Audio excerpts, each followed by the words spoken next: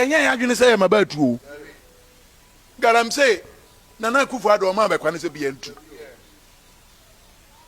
Na Ghana fo kura ba konwa kase na Nana Adodankwa Akufo-Addo oteso no Nana wada roma wo. Ma menti asia da biara da ma bentu agudie wo ha. Adenti bi ne batu bi be de na mende ma bentu. Abisa we say.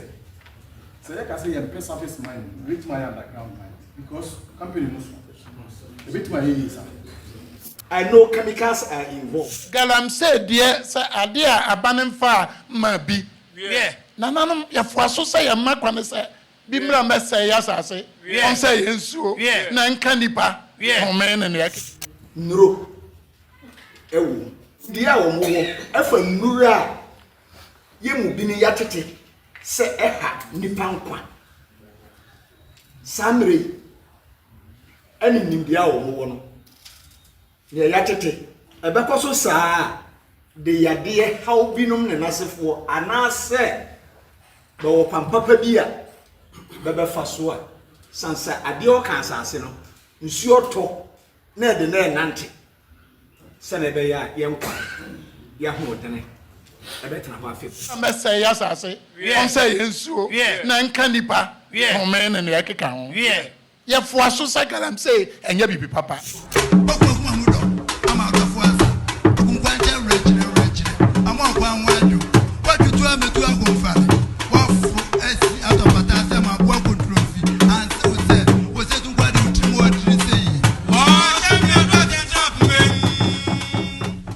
Abusia Obaswa, pay attention to this video. Adebia wuye bia, pay attention to it. When we say Dormaahene betena simpie so any apaso, eka kire Ghana fo say Galamsey de ade a oye bi ewo ne mpeso aso. Na Galamsey ade bia esekuro, Galamsey ade bia eba wo man so anase eba wo bro no so a ebe se wajapade nyina. Wo hwe first video na Wudi kan hweye na so won hwe nso so a sa kwa akire ne ko hwe sa video no last year sa tam no na enuoma bi gina mu dendenden banta kase gina mu dendenden na Dormaahene ba abontene ebeje animonyam Dormaahene ba abontene beje animonyam wo social media so ka che social media fo se Galamsey ade bi a ono no de o ma ho kwan ma ne nkoso da na onti ase Galamsey ade bia ese wo man ese nkrofo nkoko ese no mabebrebe Nana Dormaahene agima bedu osi ade yo ene kan sa nkwase asem wei ene de gi animonyam ene social media fo nkwase afo amo mo short memory ebinu mo nkai abonofo na amoto na amo Dormaa ho na amagimie no ye kan amo se Asantehene patimidie ya temidie film nipa bi gimi a ose fatase ye di jimi edema no ne ye kai mo because Ghana for no bebre na dodo na was short memory sene Mahama kan ye no second video na to aso no year wem afi wem no o commission say ade a wode na no aka se Galamsey enya ade papa no o ma ho kwan ema ebi nkoso ewo ne mpeso aso da no abrante agima bedu o si ade yo wan o commission and what two our commission and crofo ebobo who say ya tese chemicals are involved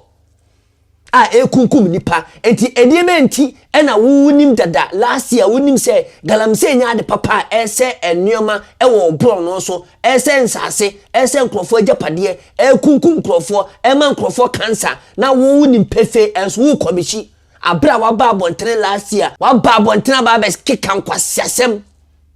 achire nkrofo se Galamsey de ehu hia se Ghana kwa yetu Galamsey ebe gi animonyam a obagi yi ene wona wotu bie no ene woni wo mpanifo atenase a agimifo a motewo a mo dwedwene ho tibo nkosofo mo ntuma mu kankan a gimi ahye momenti no muntimi nwene saa ne wona wo ye no saa painful Dormaahene saa entro no ene na ada na wo ye is very painful. But ye di bi ma wo dia na esuko no ma bi ati social media so panyini jimifo bi ti social media so panyina watutu ne ntoma kwasia emu kankan wasi ye di watem ade na wo ye very painful point you deserve it Dormaahene you deserve it jimi no edoso no do on say ade na wo be kan ye no a wo be gie nimonyam a wo ma binum di ya wo no ene wo na wo se kosa ade no a wo tu Galamsey no abusua men se obre yenko ne yenko hwe the first video no ne nsema no oka ye ba ye beto aso adwene se ye mabatu Galamsey Nana Akufo-Addo ma be kwane se bientu na Ghana fo kura ba konwa kase na Nana Adodankwa Akufo-Addo oteso no Nana wada roma wo ma mentiase ya da biara da mabentu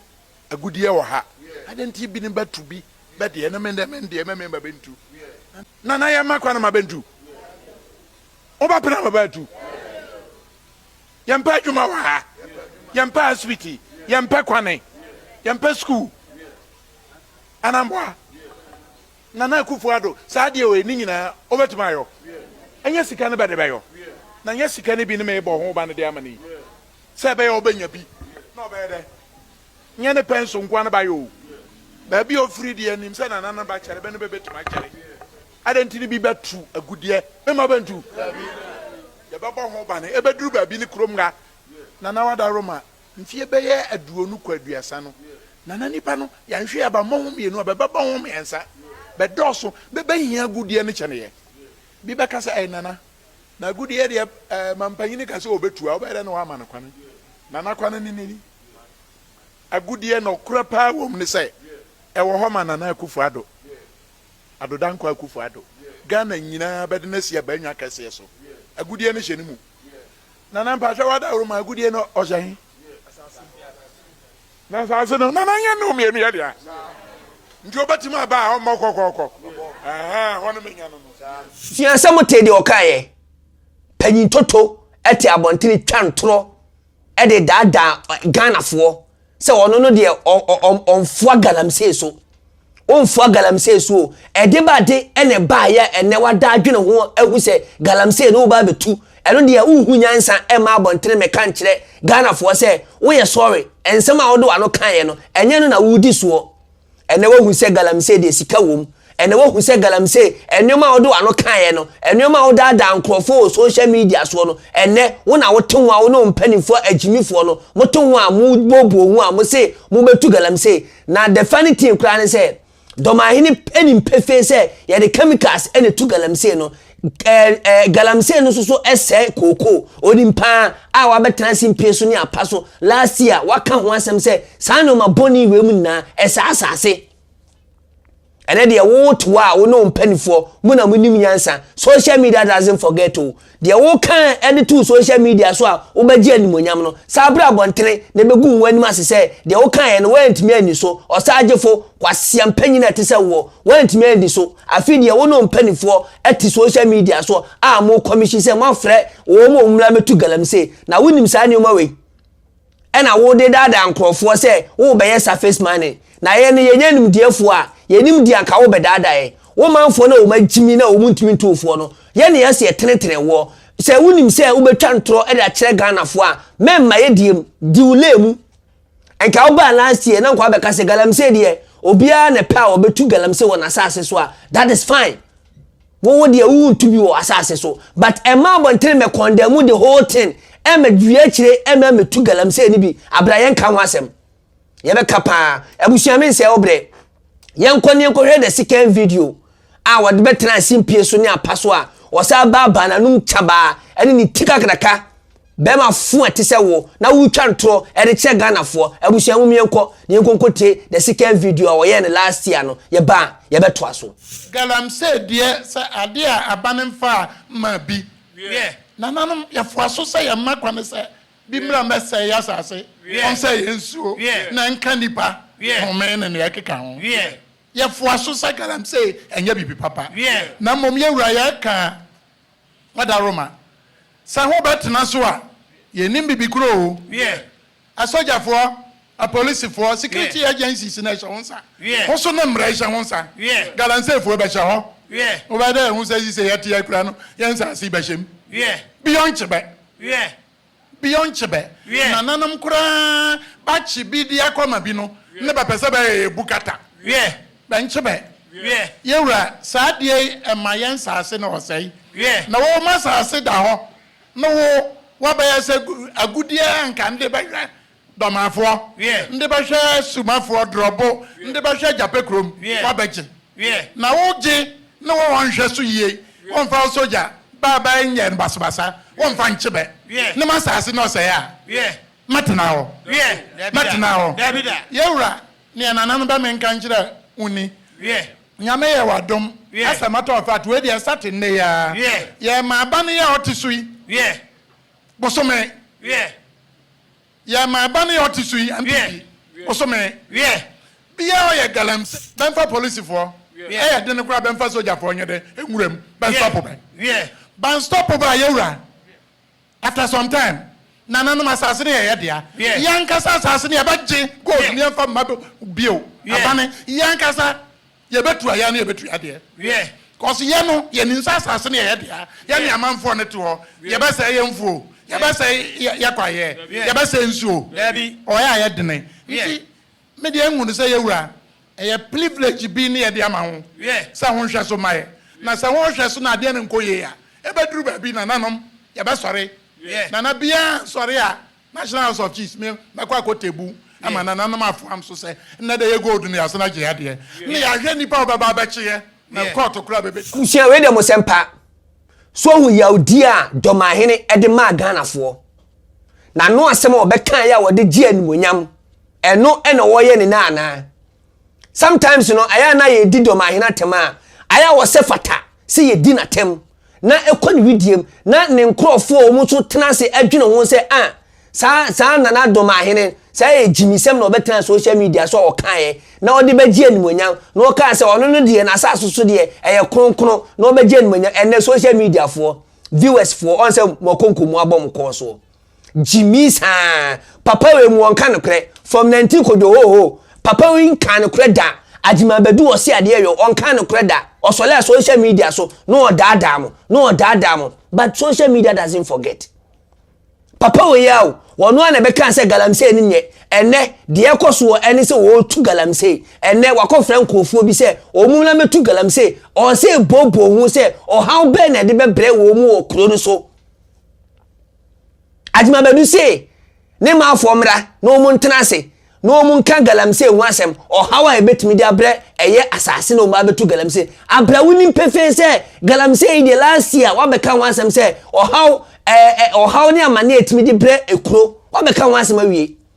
na de eduru su se wo ba betu dia wo se kofre nkwasiafo no mo mpanifo na wo magimi na wo mutuma mu kankan na wo mu nkai ade no wo mu nim nyansa no ene wo mu na wakofre wo mu se wo no mu odwendwene ho odwan be abuofu na tese mo mpanifo agimifo wo se yaudie na mo de mankrofo